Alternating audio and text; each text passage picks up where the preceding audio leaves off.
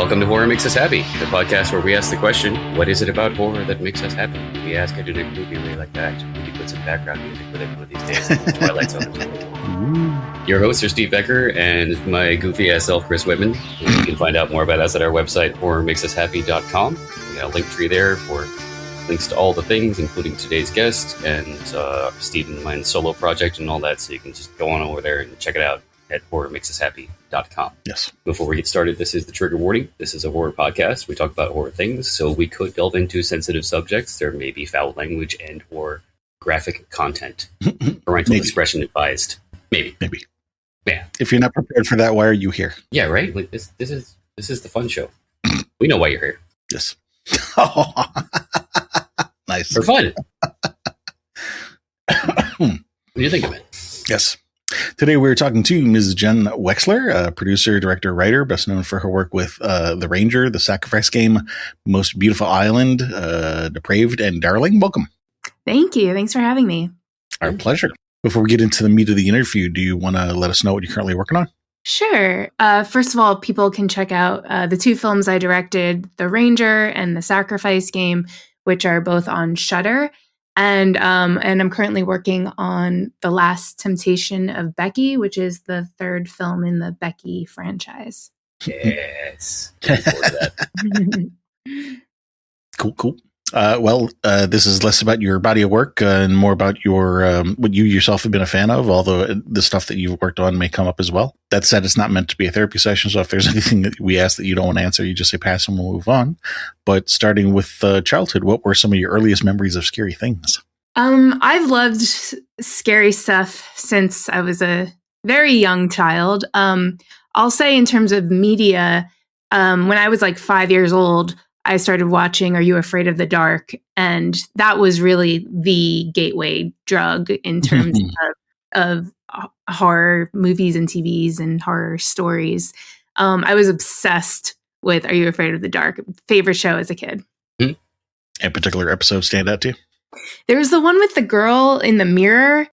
There was the one with the carnival and the skeleton guy. I have to say, and this is something that this is just kind of who I am and who I've been as a person. I don't like to go back and look at those things as an adult. Like I don't know the name of the episode and I don't even want to go look at it because I don't want my adult brain to tarnish the like beautiful memories I have of that. Yes. That are just like nightmares in my head. These just like glimpses and flashes.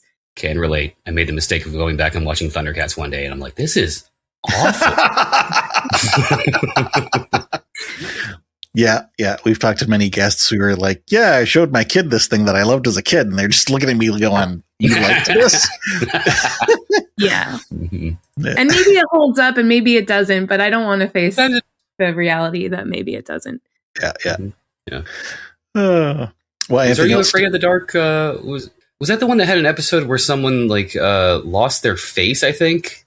I would not be surprised. I mean, there was also like Goosebumps at that time in the 90s. And like, there were a couple, there's like Erie, Indiana. So it might've been one of those, but yeah, it was a really magical, it was a really magical TV show.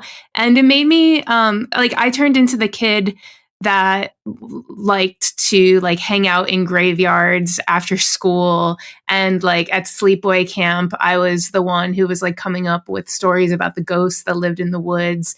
And then when I was like 10 years old, I saw The Craft, and that turned into me making my friends like do seances during recess, and then at sleepover parties being the one who was like, let's play light as a feather, stiff as a board. I was obsessed with all of this stuff as a kid. And probably, I don't know, my friends, I think they might have thought of me as the spooky kid.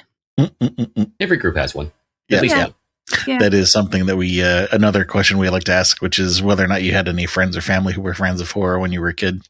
Not really. I would say that my mom, definitely not. My mom was like very anti all of these movies and was like, why is my daughter so obsessed with these? Especially when I started like watching the like late 90s teen slashers like Scream.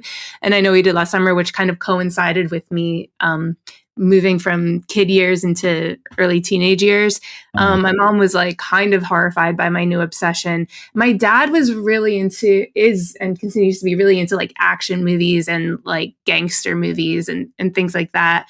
So he definitely was an influence in me wanting to watch more edgy stuff. But I think the horror of it all was my own discovery. And actually it really did affect my, discovering my identity. Like, who am I? What are my tastes? It felt like, I'm sure every horror fan feels this way. And I'm sure most people feel this way when looking back at that, like, the 10 to 13-year-old part of their lives.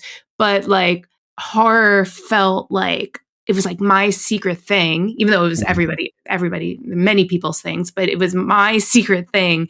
And it was like, I don't know, just kind of showing me this adventure that existed, and it was scary. And it was like kind of like a way of learning about the world in a safe way. Mm-hmm. Yeah, that comes up quite a bit. Did you grow up in a small town or something like that? Or because you mentioned it being your secret thing and not having any other friends who are into this, and that's usually pretty common if you live in an area where you don't have a lot of people. Yeah, I mean, I think my friends were kind of into it, but I was the like obsessive one. I grew up in New Jersey, in like suburbia New Jersey. North Jersey, South Jersey? North Jersey. If you know Parsippany. My childhood years were in Parsippany, and then when I was 12, my parents moved 20 minutes away, which is forever when you're a kid and can't drive. Right. My parents moved to Rockaway. And this was like a life-defining event for me. It was like a core wound for me. Like everything stems back to this move that happened when I was 12 years old, where I had this like very lovely, like my childhood felt very much like a Spielberg childhood, but the New Jersey suburbia version, where we're like, my friends and I are all biking around our neighborhood, and and I kind of had the same friend group this whole time. And then 12 years old, 12 years old, we moved 20 minutes away, and then it's like everything changes, and then you're at the same time starting to go through puberty, and it's like the whole traumatic event that definitely shapes having to start over again. Yep. I think it's funny hearing this, that like you hear 20 minutes away as an adult and you're like, oh yeah, it's 20 minutes, it's not that bad. But yeah, as a child, that's your entire world has changed. Everything is different. Yeah. And if it's 20-minute car ride, it's not the same as a 20-minute bike ride. Oh, that's true. It was 20-minute car, maybe 30 minutes. Like it was, especially in that area of New Jersey, because there's a lot of hills. Distance. So I've moved around quite a bit, but I went to high school in Rutherford, just around the corner from Parsippany and Rockaway. But having been in high school, I did ride a bike. I didn't actually even get my license until I was 21, because public transportation in that part of Jersey is actually really good, where it was at the time. Yeah. But yeah, I mean, like the hills in that area were pretty steep. So, like I said, 20-minute car ride is, even on a flat ground, would be more by bike. But that area of the country, it's even more than that. Yeah, I mean, and we're talking like highway, like 20, 30 minutes on the highway. Okay, we're in different area codes now. Okay. Right. Yeah. Yeah.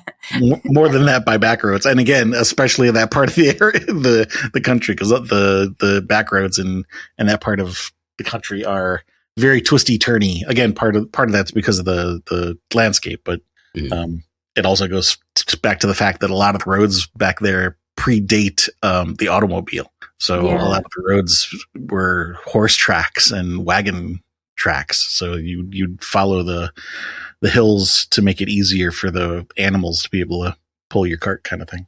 Yeah. It's New Jersey is so funny because, when people have like these ideas of what New Jersey is, and New Jersey is like 1,000 things. It's like, it's very urban, in one area, and then it's super rural in other areas, and then it's very suburban in other areas. It's like, it's everything. Do you live in that area now? No, now I live in Brooklyn. Oh, even worse. I left New Jersey and I left it forever. Well, I visit. It's not that far. It's like, my parents are still there, so I visit often. But I was going to share a funny thing that, so I then, after Jersey, wound up moving to Florida, back to Florida. Actually, I lived in Florida earlier too, and ended up dating a girl who I think was, I can't remember if it was Brooklyn or the Bronx. I want to say it was Brooklyn, actually. And we flew back to go attend a wedding. Her best friend was getting married, but we flew into, I can't remember if we flew into, I think we flew into Newark, and my dad was going to pick us up, and we were going to go to dinner, and then we were going to get a rental and then drive over to New York. And so stereotypical that I got off the airplane, and as soon as I got off the airplane, like I could smell the difference. Yeah. I mean, it's not the nicest place. It's not the nicest smelling place, Newark Airport. There's pros and cons, different areas, but yeah, it was, like I had completely forgotten about that. And when you're living in the area, like you don't notice it until you leave and then you come back. But maybe it was LaGuardia that we flew into, because I'm thinking there's a big landfill just on the other side of the bay. I can't think of what it's called right now. It's going to bug me. Well, in Staten Island, isn't there like a giant landfill in Staten Island? There might be one there as well. I'm thinking of one on the Jersey side. Yeah. Staten Island is a giant landfill. No, just kidding. All right, back to childhood. So Are You Afraid of the Dark? The Craft. Anything else stand out to you? Oh, yeah. Well, like, Scream, I Know You Did Last Summer, Urban Legend, like all the late 90s slasher movies became like my favorite thing in the world. Buffy the Vampire Slayer was foundational. The Faculty, Disturbing Behavior, like all these movies I was totally obsessed with. Were these childhood for you, or would that have been in your teens? That was childhood into teens, like the 10 to 13-year-old range. Mm-hmm. Yeah, it's still childhood then. I think it's interesting. Like, there's definitely a style to all those 90s, early 2000s slasher movies. It's almost like a pop slasher, and it feels like there's a resurgence of that coming back right now. Yeah, love it. I'm here for it. It's also funny because the ones that you mentioned, particularly Craft and the Scream, and I Know What You Did this last summer, I don't know how to describe it vocabulary wise, but like all of them seem very Jersey to me. Like, I don't know how to describe that. I mean, I would agree with that, but I'm coming from a very specific perspective. But right. Yeah. I also agree. I don't know why, but I agree. A lot of it has to do with the what's the word I'm looking for? Aesthetic. That actually was part of what I was going for, but yes, like the dress, the hair, especially in that time, like very small town suburbia, like all those movies. You know, I mean, I Know We Did Last Summer is like a lake or beach community. Mm-hmm. Down the shore. Yeah, the shore. We got the shore. I think where does I Know We Did Last Summer take place? I feel like it's I want to say it was New England. I think so, yeah, because it's like cliff face roads and like big drops, and it seems like New England. But certainly, I mean, if it all felt close enough that, when you watch a movie, especially when you're a kid, you watch a movie and then it's like you see elements of it in your real life, and so it takes on this bigger essence, this bigger feeling, and it feels like you're in the movie. Like I was doing a lot of that when I was a young teenager, of like just walking through town feeling like imagining I was in a movie, in one of those movies specifically. Yep. Identification. Was there a particular scene of The Craft that stood out to you? I mean, I love everything in The Craft. Yeah, I mean, The Craft from beginning to end is a masterpiece. Yeah. I actually just recently finally got around to watching it, and they did a really good job of getting all the witchcraft accurately. Here's one scene I think that affected me in a major way that I didn't even realize until I was an adult, which is I hate bugs. I hate bugs so much. I have this physical, instinctive aversion to them. It's like goes beyond just heady fear into something like bodily. And even yesterday, I saw a bug in it was like 7 a.m. and I saw like a centipede and I screamed, and my husband woke up and was like, what is happening? What is going on? And he had to take care of the bug, but which by the way, we put out the window. We didn't kill it, but that's good. When I say we, I mean he. I was. You supervised the royal we. Yeah. Yes, the royal we. But I was like, what is my problem? Why do I have such this reaction? And I think it goes back to seeing The Craft when I was like 10 years old, and the bug and snake scene where she's walking through the house and it's just like bugs and snakes are everywhere in the house. Like, I think that hit me on some very deep level and changed my brain chemistry to make me like very afraid of these creatures. Yeah, okay. That makes sense.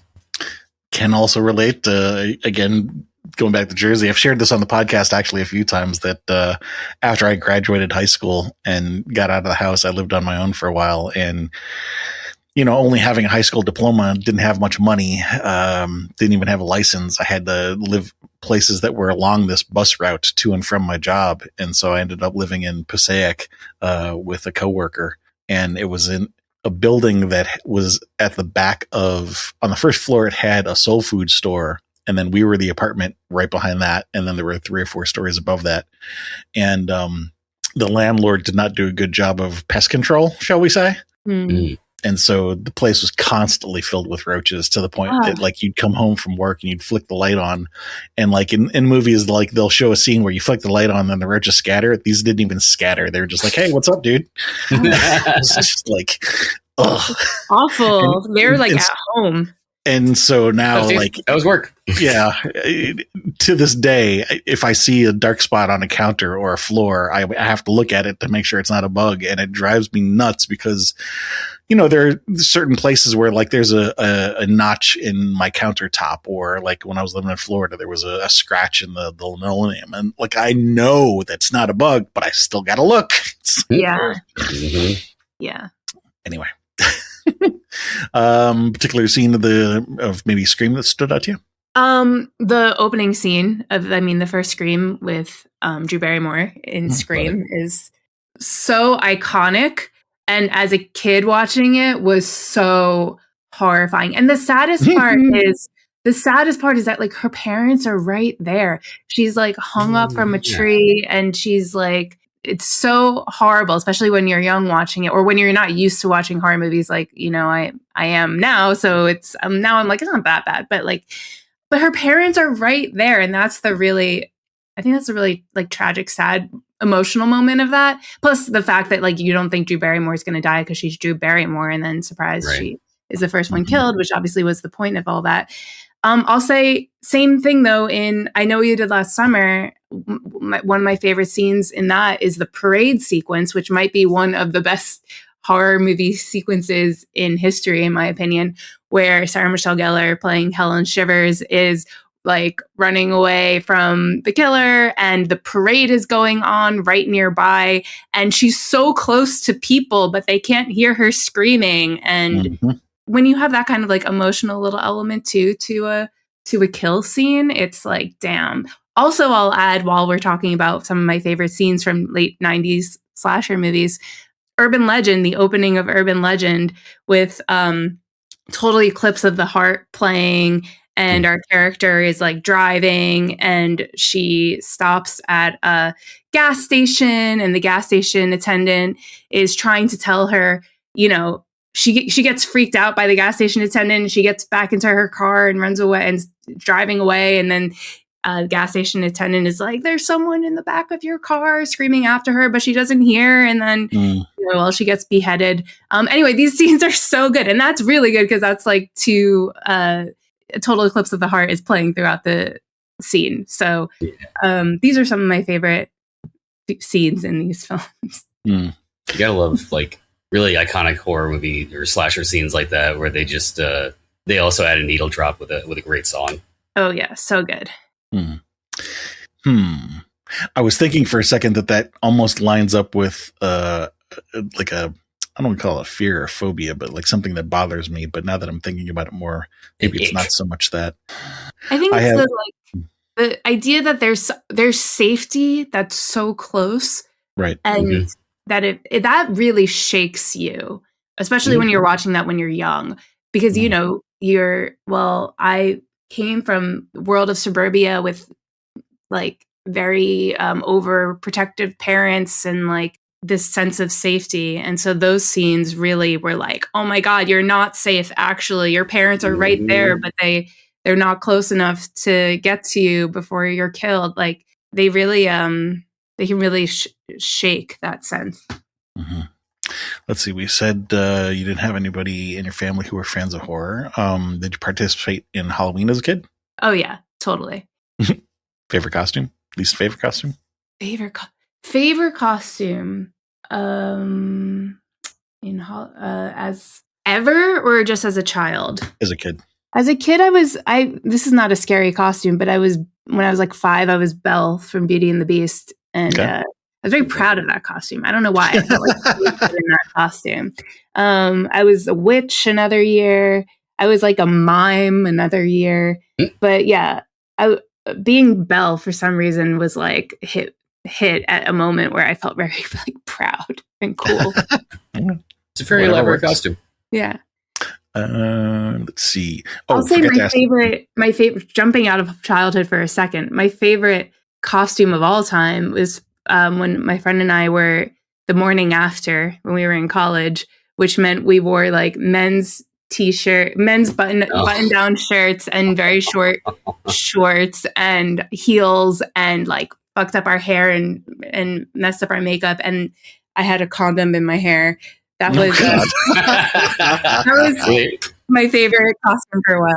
Were you carrying the heels in your hand like Walk of Shame? You know, we were in Philadelphia, so we would have like stepped on glass and good point. That's not a place. You know, have something horrible happen. So we were not, but that was the vibe of the. And smoking cigarette. We had cigarettes, obviously too. Of course. Reminds me of what was it? Was it from Beetlejuice? Like in the afterlife, wasn't there somebody it was something like that? Maybe I think I'm mixing it up with something else. Yeah, there were a couple of people on the waiting couch in the afterlife in Beetlejuice. One of them is yeah, we would have been we would have been perfect in that scene. It reminds me of 22 Jump Street, where Channing Tatum was doing the Walk of Shame in solidarity. He even held the shoes. Oh. One of the questions. One of those two. Anyway. One of the questions I forgot I wanted to ask was something that a lot of our guests have reported is that there's a dividing line where prior to this line, they were actually afraid of horror, but then after this dividing line, they started to enjoy it. Was there a dividing line like that for you, or was it always enjoyable? I think there was always an adrenaline rush that came with it that was enjoyable. I'll say the one time it was not enjoyable as a child was I was probably 7 years old, and I walked into a room. I was at some family reunion event. I walked into a room where a bunch of people were watching The Shining, and on the screen was the scene of the two twin girls and Danny on his tricycle watching them. And, 1 minute they're standing there, the next minute their bodies are all bloody in the hallway. And I walked in and I saw that, and I walked right back out, and I was like, whatever that is, I remember having the thought, I was like, whatever that is, I never want to see it again. Now, of course, it's like my favorite movie of all time, and I've seen it a thousand times. I'm picturing that Simpsons meme of the grandfather walking in, turning in the circle, picking up, and walks back out. Yep. And in the age of the internet, I think of the GIF of the little kid wandering into a room, then making the nope face, and then running back out. Yeah, it's like, nope. How old were you when you saw this? 7. Like 7. Yeah. That's an appropriate reaction for 7 and saying, "Oh, his little girl's chopped up with an axe. I'm gonna go." Right. Not for me. So that was straight up fear and horror that I experienced in that moment. But that's really like every other time, especially when I was watching the full narrative of it, like the full story of it. It was always when you have all the context. Yeah, it was always met with it was like adrenaline, but it was like a roller coaster. It was like, I'm gonna do this, and I'm gonna have fun doing it, and this being scared is part of the fun. Yeah. Did you have any really scary dreams when you were a kid, or reoccurring nightmares? Not that like I know I did, but not ones that like stood out that I can remember. I'll say one time I went through some experience where I was wandering around my house in the middle of the night. As probably I was like 5 or 6, and I don't know. That was the one like very liminal. I'm moving through my house, but my house isn't really my house. Anyway, my mom like turned on the lights and found me downstairs in like the middle of the night and was like, "What are you doing?" And then I woke up. I think I was in this like half awake, half sleep place. Yeah, sleepwalking. But it wasn't a regular thing. It was like really this one time. All right. Was there anything in childhood in real life that scared you? No is a good answer. Yeah, right. That was a healthy answer. There were things. I was like very fearless. Like I wanted adventure. Like I would walk to school too, and you had to walk through like a path. And as a very young kid, like my parents would obviously walk me. But then there was like a time, I remember it was a storm, and I convinced my friend, we were supposed to meet my mom to pick us up by car. You could, be picked up by car too on the other side of the school. And I didn't go to where I was supposed to meet my mom. And I convinced my friend that we should just like venture through the storm together and walk back home that way. And my mom freaked out and was like, "Where are you?" Right. Like, and obviously this is pre-cell phone. And I'm like 5 and it's a fucking raging storm. And we're walking through the woods and like in a path. You're like, "It's fine." Yeah. But for me, I was like, this is so fun. We're on an adventure. Like, yeah. So I got yelled at way later, but in the moment, it was really fun. Sounds fun to me. You scared the shit out of me, kid. Was there ever a time in your childhood when you felt exceptionally calm or safe or bliss? I think I had a very calm, safe childhood, which made me want to go on adventures. Okay. So the next 2 questions we're going to ask, they're going to be a pair. We're going to start with the negative one so we can end on the positive one. Do you remember the first person you hurt? Whoa. Okay. First person I hurt. Oh, man. No. Okay. But I would say it probably was my little brother. Yeah. Siblings are usually the answer, yes. Yeah. My brother's 4 years younger than me. Or about 4, a little less than 4. Like 3.5. Same with me and my sister. Yeah. So I don't remember what it was that I did to him, but I'm sure there was something evil and horrible I did. I bet it involved fingernails in the arm. That was always me. Yeah. Stuff like that. And I do remember specifically, this is not the first thing I did, but I think maybe I was 7 or 8 and he was like 4 or 5. And I told him, I was like, "You don't want to get grounded by our parents. You don't want to get grounded." And he didn't know what being grounded was. And I made up this story that like being grounded means they're going to bury you in the ground. Oh, no. Oh nice. Nice. That's kind of awesome. I was that kind of older sister.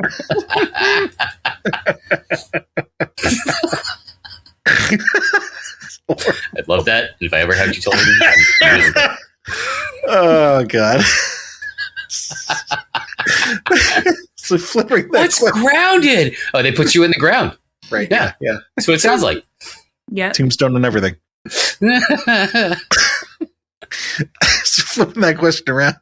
Do you remember the first person you helped? The first person I helped. No. I should probably rephrase the question to be, who's the first person you remember helping? Ooh, there you go. First person I remember helping. I don't know. Maybe I helped my brother too. Yeah, that's also common, yes. I'm sure I did some nice things too at this time. Yeah, you gotta counter, Yeah. Yeah. Not every question is going to land. You just never know until you ask. Yeah. It probably had to do with my younger brother, I would say. Yeah. I think one of our most interesting answers to that question still so far has been my mother as for the first person I hurt, because childbirth hurts. Well, that's a good answer. Well, it's more specific than that. You can tell her the rest of it. It was it, wait, you talking about me or? Yes, you said that apparently you broke her tailbone. I did. Oh my God. And she says I've been a pain in the ass ever since. Oh, that's good. That's a good line. Like at least she gets that line from right. Yeah, there you go. You're welcome. I gave you a joke. Yeah, that you can hold over my head forever. I was born of a C-section, so Like they had to like cut my mom open. So there's that. Yeah. Fortunately, they have gotten better at that over the years. Yeah. It used to be a very risky behavior. Yeah, it did. Yep. And now a 10-second self-advertising spot.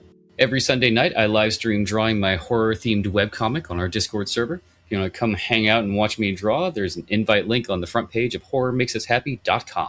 Back to the show. All right, so that's the childhood section. For teenage years, we already covered some of the movies. Is there any other media that you want to put down for the teenage section that we haven't already talked about?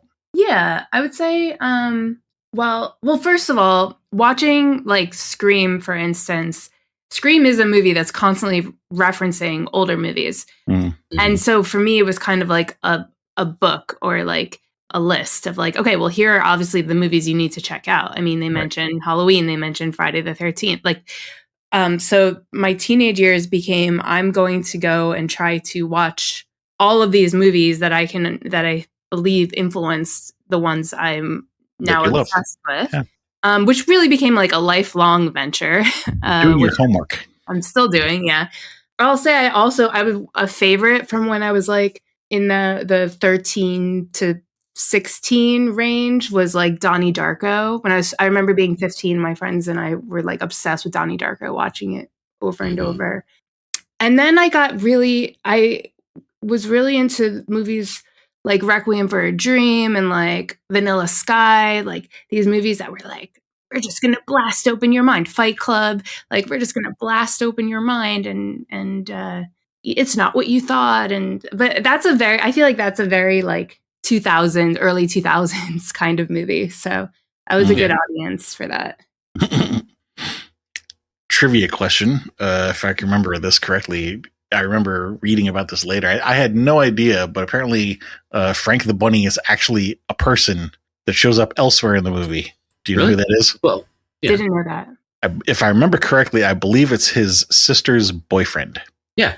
Makes sense. I mean, I haven't actually watched it again since I was 15. I would say there was like 6-month period where we watched it obsessively, and then I haven't watched it since. Right. Yeah. I loved it, but it had no recollection of it actually being related to any other character in the movie. I just thought it was some weird fucking thing that showed up out of nowhere. No. It's, if I recall correctly, he was, Donnie's older sister's boyfriend. And in the end of the movie with the party, he was driving the car that ran over Gretchen. I don't remember that, but all I know is that apparently his name was also Frank.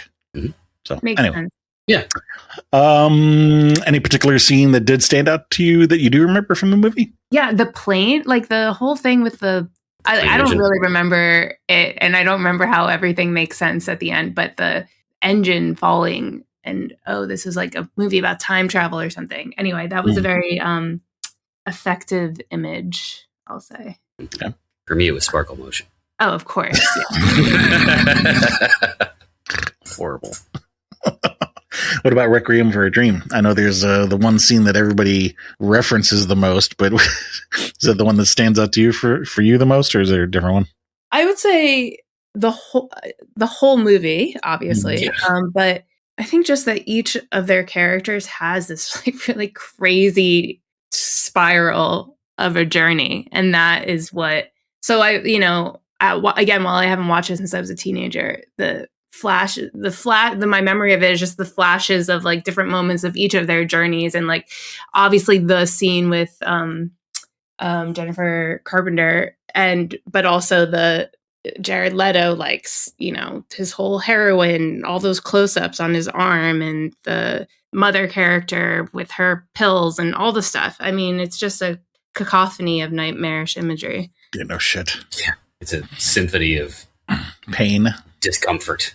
Well, that too, yes. Yeah, and so to watch at the same time. Yeah, Darren Aronofsky is an artist. Yes, that's for sure. What's that phrase ring a bell? Symphony of pain. Something from Hellraiser? Maybe. For some reason, it popped to mind. What about Vanilla Sky? Oh my God, I love Vanilla Sky. I made my husband watch it recently because he had never seen it. And I'm like, no, it holds up. It's still good. I would say. I was just about to tease you. Ooh, you broke your rule. No, but it does hold up. And I continue to love it. The scene in the beginning where he's running through empty Times Square is so amazing. Yeah. Imagine that was not easy to do or cheap. Yeah. That was pre 9/11. I think they shot that pre 9/11. So maybe it was a different time to make. Is Vanilla Sky that old? I think so. I'm pretty sure. Double check me on that. Feels about right. Vanilla Sky is amazing. And I think one of the things that I really love, I love it so much in so many ways. I love Cameron Diaz, her car scene. I love Penelope Cruz, all of those scenes. I love the editing in it. But what I really like is like some of these needle drop hits.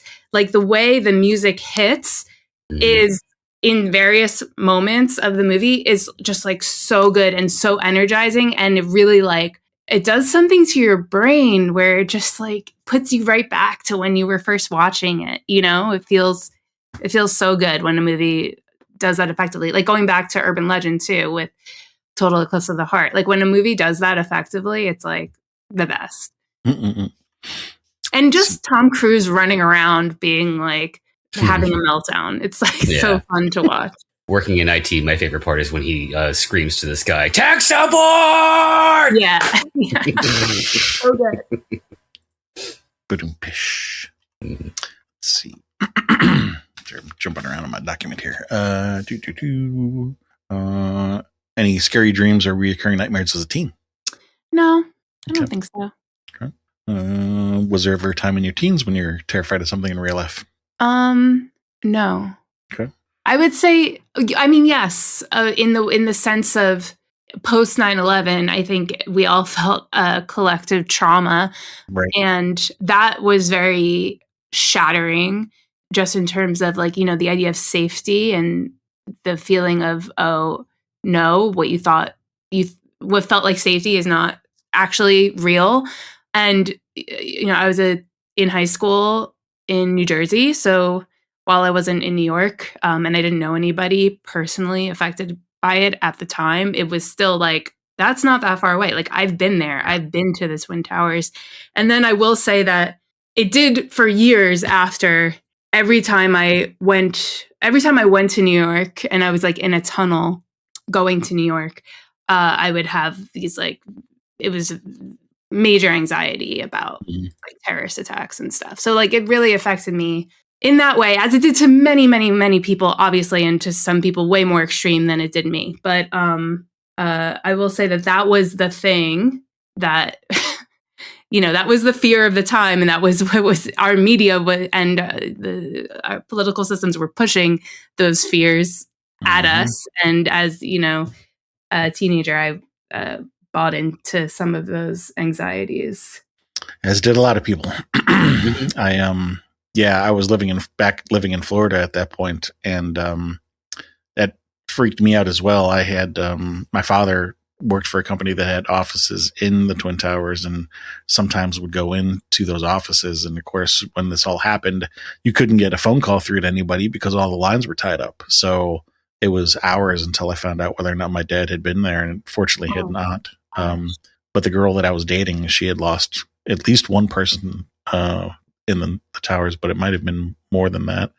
Not a fun time, to put it mildly. Yeah. Flipping that question around, was there a time in your teens when you felt exceptionally calm or safe or bliss? Yeah, I would say that my teenage years were more about feeling bored. I was bored, and I was like, I think depressed because I was in this like town where, I made new friends and whatever, but it wasn't as magical, as right when I was a kid, and I felt like I was bored and angry. And anyway, so then the way I dealt with all these feelings was watching a lot of horror movies. And also I started going to punk shows, and that became like a sense of adventure for me. And it was like kind of outside the monotony of like day to day going to school, feeling like I didn't belong, feeling bored. I started working I lived right near the Rockaway Mall, if that's, you guys know that mall, and started working at the Journeys shoe store, which is like the cool shoe store, and started working with all these like older people, people in their late teens and early 20s who were in the punk scene, and they started bringing me to different punk shows. And I like went to, I was like 16 years old going to like Philadelphia with them to see shows, or like Rhode Island. Like I started going on all these little road trip adventures and hanging out with these different people. So that really ignited my teen years. Did your parents know you were going that far for these shows? So weird, right? I look back and I was like, how did they let me do that? I don't remember. Yeah, mine wouldn't have. Yeah, I should ask you, why did you let me like stay overnight in this place? And I guess I said, I'm going with my boss from work. And then they were like, okay. By the way, my parents also like, problematic. This is fine. No, she's with an adult. Yeah. My parents like to listen to some of the podcasts I do, so they might listen to this. And, Hi, Mom and Dad.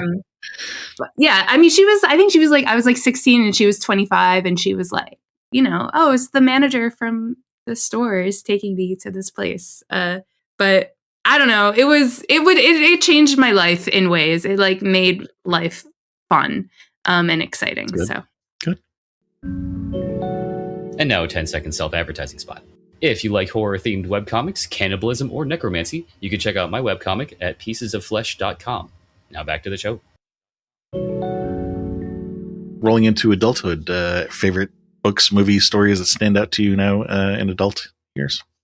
So I'll just say, like, I kind of categorize teenhood. Well, I guess most people do. Like 18. Now I'm going to college. I went to school in Philadelphia. So this is now different in my mind, like different portion of my life. And yeah, I mean, I went to art school in Philadelphia. So definitely started learning more about like the history of film in general in that time. And then from there, while I was a senior in college, I started interning at a place called FearNet, which is a horror TV channel. And when I graduated from college, they actually were moving from Philadelphia to California, and then I like kind of followed them. I moved to Los Angeles too, and then they gave me my first like real job, which was a marketing coordinator for FearNet, which was kind of like FearNet is like kind of like what Shudder is now, but before there were streaming channels, it was a linear channel and website. Yeah, so that was really. Then FearNet, working at FearNet kind of introduced me to like the horror industry, to horror movies as an industry. And then that being around like horror journalists and just like going to events to support the network at these events really started to just expand my knowledge and also palette in terms of the horror genre. So I bet that was fun going from just being a fan of the stuff to holy shit. Yeah, it was awesome. It was like truly like the coolest. Like I look back on it and I was like, what a cool opportunity that was. And then how cool that turned into like, what a cool first job that was. Like getting to go to film festivals. Like I went to Fantastic Fest. I went to Comic-Con. I went to like a tattoo convention, like being, I'd be standing at the FearNet booth trying to get more subscribers.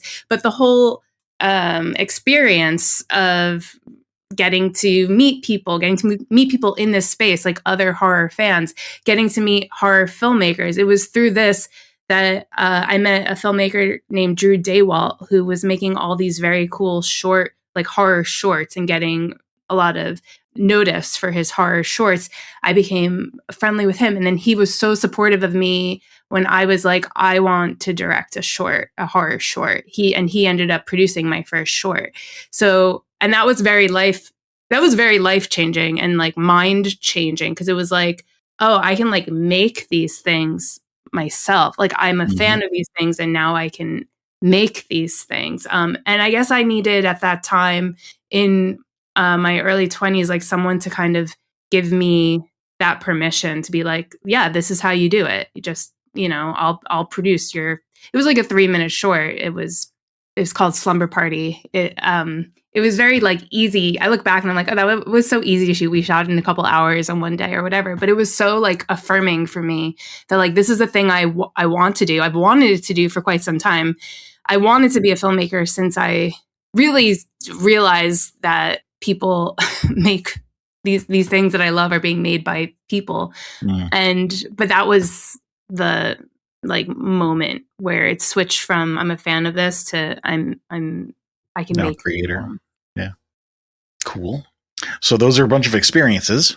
Any particular books or movies or stories though that stand out to you? Let me think for a moment. Well, I guess I saw movies at this time like Suspiria, which has become a favorite. I think this is when I started watching The Shining on repeat. Let me look at my Letterboxd favorites. There you go. Well, while you're doing that, what did you like about Suspiria? Suspiria is just like, I love the world of Suspiria. I love the concept of Suspiria. I like that it's a witchy fairy tale-esque ballet school, and I'm always a fan of, because I was the new girl when I was a kid, I'm always a fan of like the new girl comes to a place and then has to learn how the place works, and even better when it's a horror thing and then they have to like become the detective who's figuring out like who's killing the other students. That narrative is very appealing to me.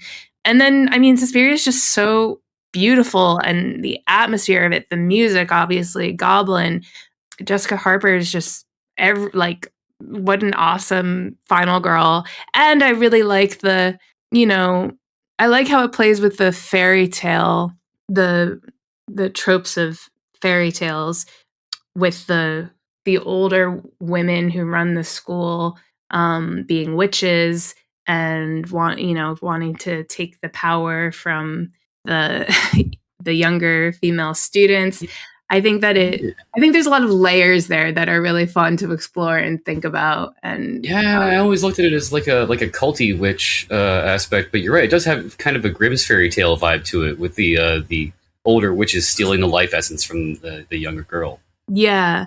And I think he was inspired by, Argento was inspired by like Snow White for it, and wanted to use like children.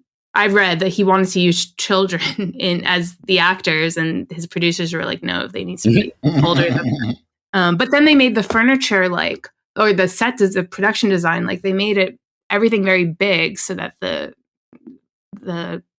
characters would feel small and feel like they're in this like big fairy tale world. What'd you like about The Shining now as an adult? Right, now as an adult. Yeah, right. The Shining is just one of those movies, as many people feel about it, I can watch over and over and over again, and never get bored of. And the atmosphere and everything just like pulls me in every time. All of the performances. Last year I read a 900-page book about the making of The Shining, that was released by Taschen. And the book was awesome because it felt like you're like part of the crew making The Shining with them. It's like shooting day, 24, here's what was shot this day. And it like goes into all the dynamics of everybody on the crew and the cast. And it gave a sense of what Kubrick knew about the story, and when he knew it, like he didn't always know the ending of the third act of how he was going to end it. Like that didn't come for quite a long time into shooting before he came up with that. Even the hedge maze didn't come up. It wasn't an idea until they were deep into shooting. It talks about how there was like a fire on the set, and the like the main lobby set burned down, but they were almost finished shooting, but it made them have to get a few shots in a few different ways than they had planned in that space. So as a filmmaker and as a fan of The Shining, like this 900-page book was such a joy to read. Sounds like. So this comes up often in a lot of our calls, especially once we get to the adult section and you start moving from being a fan into being the auteur. But it sounds like everything that you're describing here is on the auteur side. Is there any part of The Shining that hits you on more of an instinctual gut level? I think the whole thing hits me on an instinctual gut level, which is why I've wanted to like try to understand it. Okay. As you were describing this book, I started chuckling to myself because it didn't go in the direction I thought it was going to go in, but it would be really amusing if somebody were to write a book about, being, part of the crew of The Shining, and then the story ends up like devolving into a surreal experience in itself. That could be a fun little experiment. Yeah. Any other book stories or movies stand out to you? I mean, in film schools, when I saw 8.5 for the first time, which became another movie I became obsessed with. And then to skip ahead, only recently, a couple of years ago, I saw All That Jazz for the first time. So movies about filmmakers who are or not in All That Jazz, he's a filmmaker, but he's also doing a play on Broadway at the same time. But movies about artists starting to go crazy are definitely appealing to me. I'm looking up 8.5 because it doesn't ring a bell. The two that Fellini, classic. Oh, neither of those are showing up on IMDb. Might be older than IMDb. Maybe it said Fellini. I mean, it's definitely on IMDb. Look up Fellini's 8.5, number 8 and then 1/2. Yeah, I did that too. And there's a movie about an 8.5-year-old director. That's so not real. It's not coming up for you on IMDb? One that says 1963. Yeah, it's from 1963. Okay. Yep. Federico Fellini. Okay. Yeah. Anyway, check it out. It's a masterpiece. Okay. And what'd you like about it? Sorry I apologize if I'm making you repeat yourself. I was looking it up maybe while you were talking about it. I mean, it's just a movie that I became completely obsessed with and watched many times. And I mean, these movies, I would say The Shining, 8.5, All That Jazz, these movies are all consuming, and their entire worlds of themselves. So I don't want to even break them into pieces and say I like this and like that. It's they create their dreams, they create their entire universes unto themselves, and the best way to experience it is just to step into the world of it. Okay. You know what? Looking at some of the stills of this movie and looking at your films like Ranger and actually, what's the other one? Damn it. The Sacrifice Game? Yes, the Sacrifice Game earlier. I love your eye for detail and the color palettes in your films. So oh my God, thank if you. You say that 8.5 is just an all-encompassing, draws you in film, I trust your judgment. And you just have to see it. You just have to watch it. It's just amazing on every level. I'm not doing it justice by just awing about it. It's just, but it's an experience. But yeah, I would say that what you just said is just the biggest compliment. So I can't even take that compliment. But I will say that there are movies you watch that get deep into your soul and your psyche. Mm-hmm. And then you hope that maybe there's some influence that appears in your own work. But I've done nothing in the atmosphere of these films, in the that you know world. of. Maybe these are the best films ever made, in my opinion. Okay. They're incredible. But thank you at the same time. You can still work towards it. I will say that I can see in Sacrifice Game, which is it's a demonic boarding school movie. It's a group of girls are at their boarding school over Christmas, and then a gang that's obsessed with this occult ritual comes to the boarding school to do this ritual.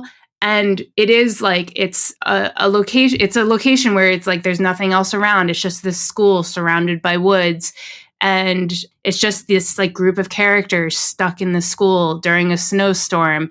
And there's an axe involved at one point, and there's elements that I'm oh yeah, obviously that's a Shining. That was influenced by The Shining. That was influenced by The Shining. But I can see the little traces of just because I love The Shining so much. I can see how that came through. But I mean, The Shining is just so amazing.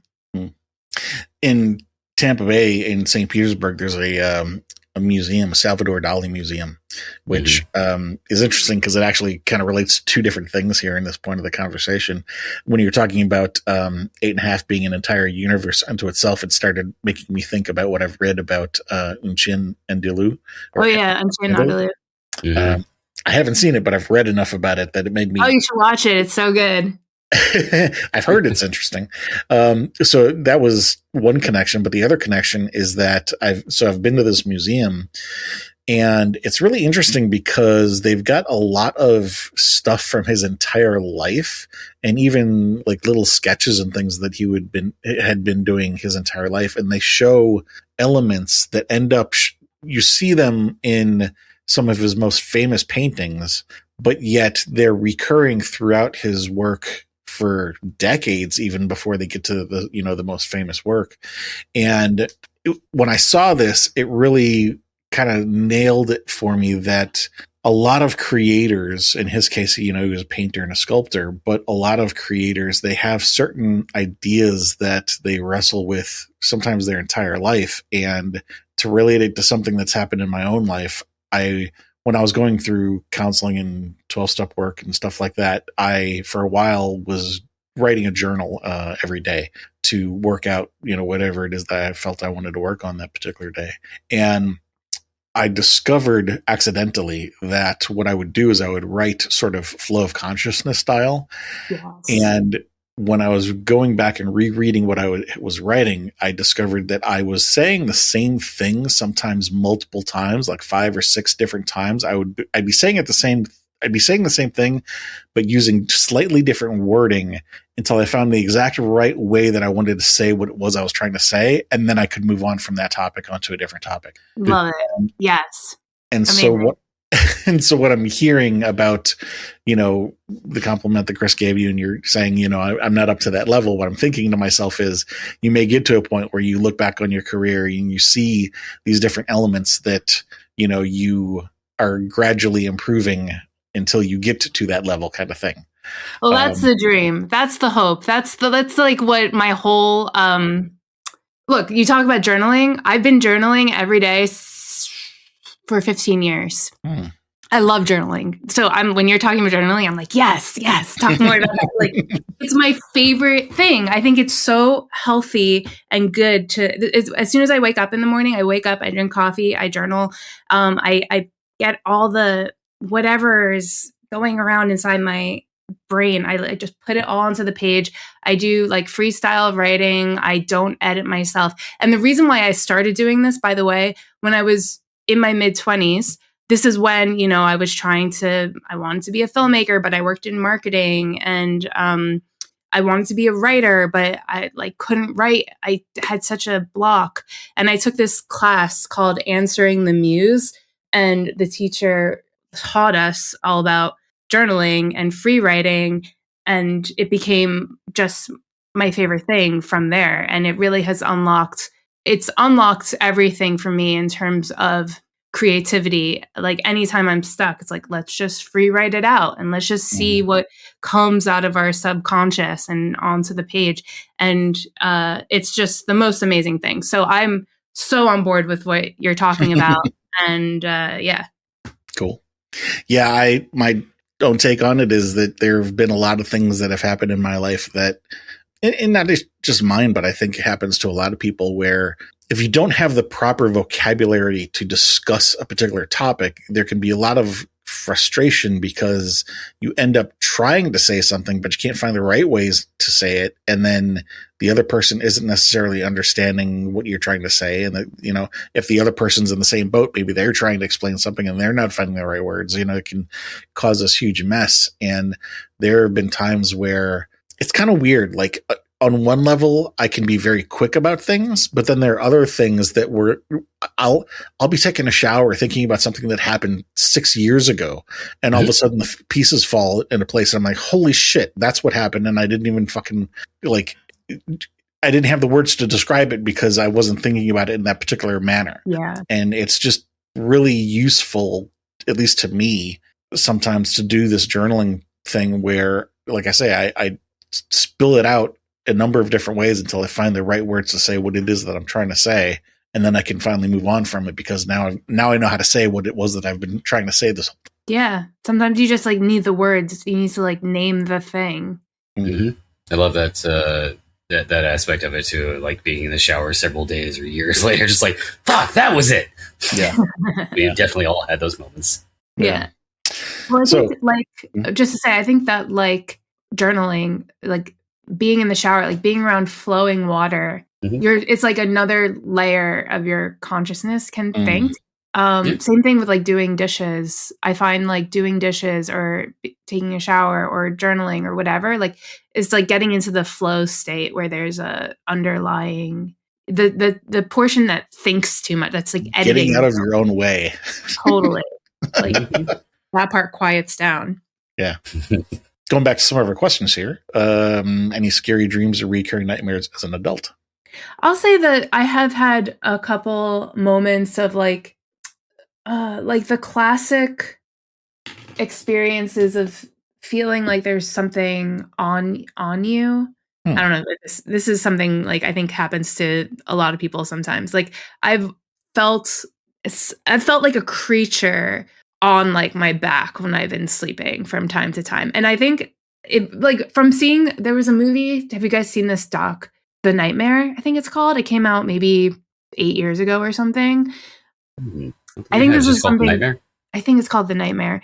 I think this is something that a lot of people experience. Also, like shadowy figures standing over them in bed. Like I haven't really had that many of those, but I have had the experience of feeling that there's like something on me and being in kind of your bug thing, doesn't it? Maybe it goes back to the bug thing, but like feeling like I'm stuck and I'm in this mid awake slash sleep state. So that's pretty horrifying and scary, but it hasn't happened that many times. And yeah, it's only happened a couple of times and but it's, you remember it when it happens. Yeah, it happened to me quite a bit in my early 20s and freaked me out quite a bit. I've shared this on the podcast before too, that I didn't know what sleep paralysis was at the time, and I didn't find out for like another 10, 15, 20 years after that. And I was raised by my grandmother, who was very religious. I'm more atheist agnostic. But like when I had this experience, like the first time or two, it scares you. But after like 15 of them, you start going, what the fuck? And like there's no other explanation for it. And now I'm starting to wonder, are there spirits? Is there something, keeping me from moving? And I'd be freaking out trying to move. And finally, like reading up on sleep paralysis later and realizing that it was probably a chemical condition where I was not fully awake yet and my body hadn't granted control back over to, this other part of my brain. But like trying to move and not being able to move until I finally like jerk out of bed screaming, like it's not fun. Yeah. No. As an adult, I would say more than my memory of it happening as a kid or a teenager, like as an adult, I've had more of the scary recurring horror dreams, I think, which, if just feels like the whole world is slowing down around you. Like, I think it's about time. Like, I've tried to think about this because I've also tried to be like, okay, how do I capture this feeling in film? Like, it's so scary. My nightmare is so scary. How do I capture? Every time I wake up from a nightmare, I'm like, wait, how do I capture that sensation and put it in film? And I really think it has to do with like time feels different. Like, it moves way slower. So it does. It's all like, in some dreams, it's almost like certain things are understood. Things that wouldn't make sense in real life in your dream. It's just like, yeah, of course, it works that way. Right, because you have all the context. Yeah. When you're talking about it slowing down, the first thing that comes to mind for me is that the dreams that I've had where it felt like things were slow were also dreams where I was under some sort of deadline or like stopwatch kind of situation, and it was only slow. Time was slow because that's what my brain needed to do to create the tension of the deadline, if that makes sense. Yeah. Fit the narrative. So is that a common theme with some of the dreams that we're talking about? Was there like some anxiety about reaching a goal before time is up? Probably. Like, I don't know. I don't remember specifically, but I always feel like I'm on a deadline. So it probably has something to do with that. Maybe. Let's see. Anything scary happen in real life as an adult? I think now I'm much more aware of the world than I was when I was younger. And the world is scary. The world feels like it keeps getting scarier every day. Yeah. So yeah, there's lots of real world anxieties that are on my mind a lot. Those, those kinds of things. We don't need to bring down vibes. Yeah, I think I've shared this with Chris in the past that sometimes I wonder, is the world really getting worse, or am I just more aware of it now as I'm getting older, because I'm more of an adult now? I have that thought every single day. It's like, has it always been this bad? And I'm just getting getting better at realizing it or noticing it. Yeah. And I think also our algorithms have all changed to show us that too. More also that. Well, not only that, but the existence of the algorithm at all, because 20 years ago, I had the internet, but I also didn't spend nearly as much time on social media. But also part of that's related to the promotional stuff I do for this podcast too, and reaching out and researching potential guests and contacting them, doing all the conversational stuff. So I have a lot more reason to be online today than I did 20 years ago, whereas 20 years ago I'd have been out at the beach with friends kind of thing. Yeah. Back in the day, we used to actually talk to each other and go outside. The phone was just used to initiate the excursion of we're going to the park, or we're going to the beach, or we're going to ride bikes. That was it. Yeah. So flipping that last question around, has there been a time in your adult life when you felt exceptionally calm or safe or at bliss? I am very fortunate to say that I do feel that way. As long as I'm in my bubble, I can. when I'm like with real people, my real friends, my real family, I am very happy and fortunate to say that I do feel very safe. It's just anytime I look at what's going on outside on the news, any of that, that's when the anxiety returns. Yeah, no, you get a point there, because it's like, I don't know if it's just me personally, but it's like almost a social anxiety thing. But hanging out with friends in real life, when you go to interact with people in reality and not online, your mind almost forces you to be social. Like, all right, you got to put on the social face now. But seconds after that, when you do just start talking with your friends, you're like, oh, wait, this is nice. I forgot what it's like. This is good. Yeah. I think it's important we all get off our screens and spend real human to human time with people. Absolutely. So the next question is going to be over your entire life, and not just about horror, but any genre. What movie would you say you've watched more times than any other? I think probably The Shining. Okay. I had a feeling that was going to be it. Yeah. Normally we follow up and ask, would that then be your favorite movie, or is there something else you would pick to be your favorite?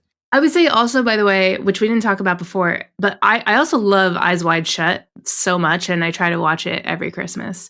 Is it a Christmas movie? It is. It kind of is, isn't it? It is a Christmas movie. Okay. Yeah. What do you like about that one? Again, it's the world. Kubrick's ability to create atmosphere and like creeping tension, creeping anxiety.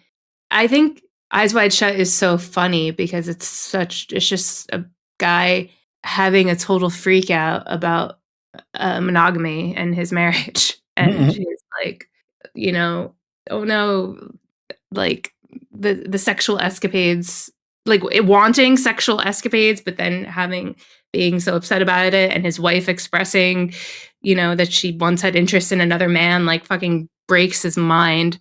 Tom Cruise has really chosen some great roles over the years, I must say. Yeah.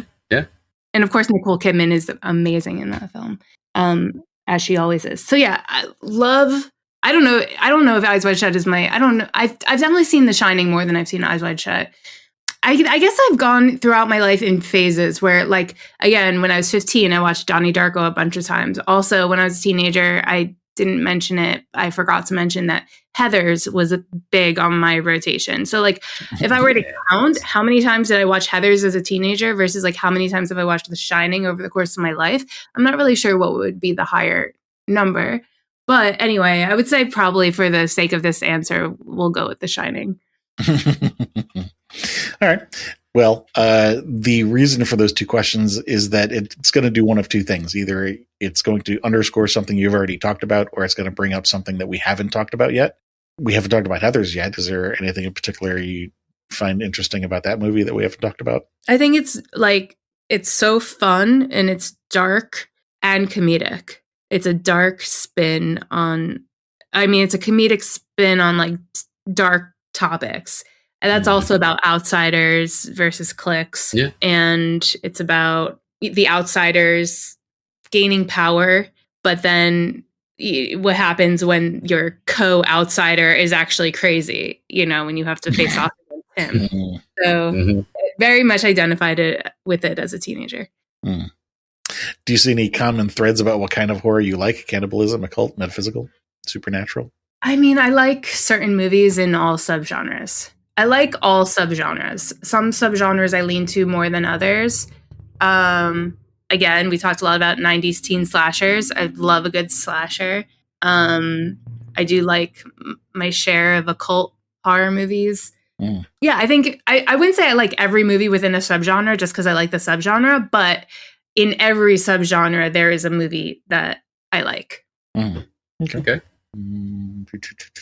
So this would be the part of the call where we talk about any common themes that have cropped up multiple points in the conversation, and then maybe talk about how those intersect with horror as a genre. It sounds like, at least to me, and you can correct me if I'm wrong, it sounds like to me empowerment is really a strong issue for you. Yeah. Two things really, main threads there of, tragedy of safety being very close but just out of reach. And also, new girl comes to a new space, and what you were just talking about here a minute ago about outsider empowerment. But there have been plenty of different ways that this has cropped up in the conversation. The Craft, 9/11, Scream, I Know What You Did Last Summer, Urban Legend. It's also in The Shining, Suspiria, your own personal life of having moved from one location to another. So that really seems like the one thing that has cropped up more times than any other in the conversation. Do you think there's something you'd like to add to that, or do you think maybe tweak it a bit? Yeah, I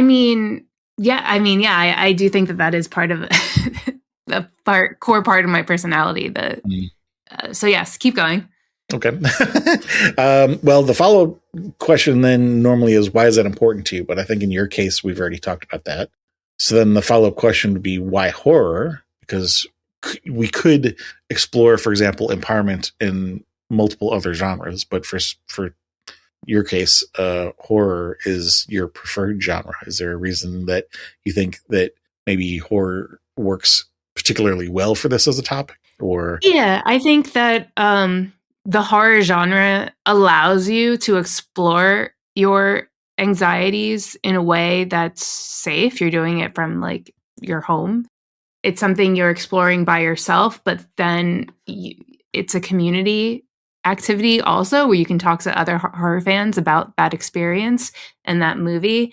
I also think like The Final Girl is very influential to me, and certainly was influential, like as a young teenager, was looking to all these final girls as like, if they can survive the night and see all their friends die and still like take down the killer and be the survivor, like I can face another day in school tomorrow. So yeah, was very inspired by The Final Girl at various times throughout my life. Yeah, I guess I'll go to school tomorrow. Yeah. Cool. Well, I think we got a pretty good summary for what you get out of horror. Really, the last question is, do you think there's anything that maybe you didn't get a chance to say early in the call, like you thought of something and then the conversation took a left turn?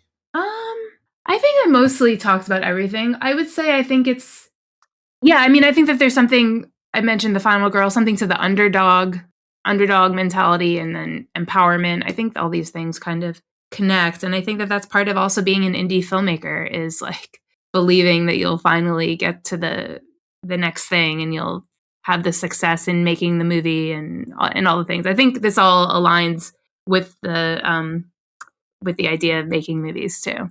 So. Life lessons in general, really. Yeah. Cool. Well, before we hit the closing, you want to remind everybody what you're currently working on? Sure. So again, you can check out the films I directed, The Ranger and The Sacrifice Game, which are both on Shudder. I've also produced a couple movies like Anna Asenzio's Most Beautiful Island, Larry Fessens's Depraved, and Mickey Keating's Darling, and Psychopaths, which are out in the world too. So check those out. And then The Last Temptation of Becky will be coming soon. We're looking forward to that. All of those things. We're also going to get together with you offline to get some pictures and a bio, and we'll put together a bio page for you. So anybody out there looking for more information about Jenn can go to horrormakesushappy.com, go to the episodes page, scroll down till you find her name, click on that. It'll take you to her bio, and we'll link to whatever it is that she'd like us to link to from there. So again, thank you for your time. Thank you to anybody out there listening. If you like what we're doing, share, subscribe, tell a friend, do all the fun stuff.